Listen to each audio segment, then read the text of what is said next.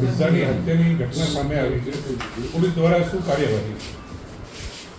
પાટણ શહેરના સંખાલી રોડ ઉપર આવેલ વૃંદાવન બંગલોઝમાં ગઈ તારીખ 6 જૂનના રોજ પરમાર ગોદાવરીબેન ગોવિંદભાઈ કે જે વયોવૃદ્ધ હતા અને ત્યાં એકલા રહેતા હતા, એમની લાશ છે એ મળી આવતા સૌપ્રથમ બી ડિવિઝન પોલીસ સ્ટેશન ખાતે અકસ્માત મોત રજીસ્ટર કરે અને પ્રથમથી આમાં શંકા હોય જેથી પેનલ ડૉક્ટરથી પીએમ કરાવતા આ જે વૃદ્ધા છે તેમની ગળું દબાવવાની હત્યા કરવાનું પીએમ નોટમાં જણાઈ આવતા અંતે હત્યાનો ગુનો દાખલ કરેલ છે અને બી ડિવિઝન પોલીસ સ્ટેશન ખાતે અજાણ્યા ઇસમો વિરુદ્ધ તપાસ ચાલુમાં છે.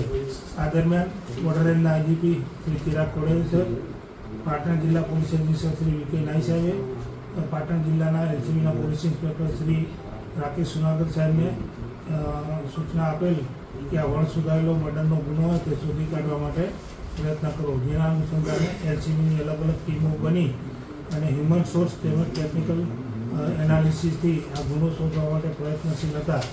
એ દરમિયાન બાકી અને ટેકનિકલ પુરાવો મળેલ કે આ ગુનામાં સંડોવાયેલ છે જેનું નામ છે યોગેશ રતિલાલ મકવાણા, રહે સીએમ હેરિટેજ બંગલો, વિસનગર રિંગ પ્લોટ, મહેસાણા.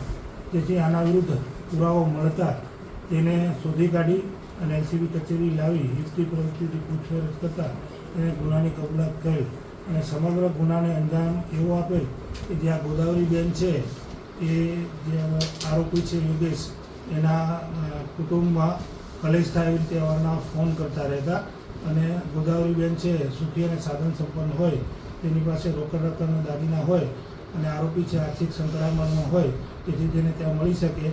તેથી ફોન કરવાના ઈરાદે એ મહેસાણાથી પાટણ આવી અને મોકો મળતા બપોરના સમયે એને ગળું દબાવી અને ગોદાવરીબેનની હત્યા કરી. ત્યારબાદ ગોદાવરીબેનના શરીરે રહેલા સોનાના દાગીના અને તેમના અંદર મકાનમાં રહેલ બીજા સોનાના દાગીના વગેરેની ચોરી કરી અને હત્યાને અંજામ આપી અને અંતે તેની ધરપકડ થતાં બી ડિવિઝન પોલીસ સ્ટેશન ખાતે હાલ તપાસ ચાલુમાં છે. દાગીના છે અને મોબાઈલ ફોન છે કે જે અંદાજે 5 લાખની કિંમતના થાય છે. બંને વચ્ચે સંબંધ શું થાય છે? મૃતકને મરણ જનાર છે એ આરોપીના કોઈ સાસુ થાય છે. સર, આ મુદ્દામાલ કઈ જગ્યાએ વેચવા, પાટણ, મહેસાણા, વિસનગર કઈ જગ્યાએ વેચવામાં આવે છે?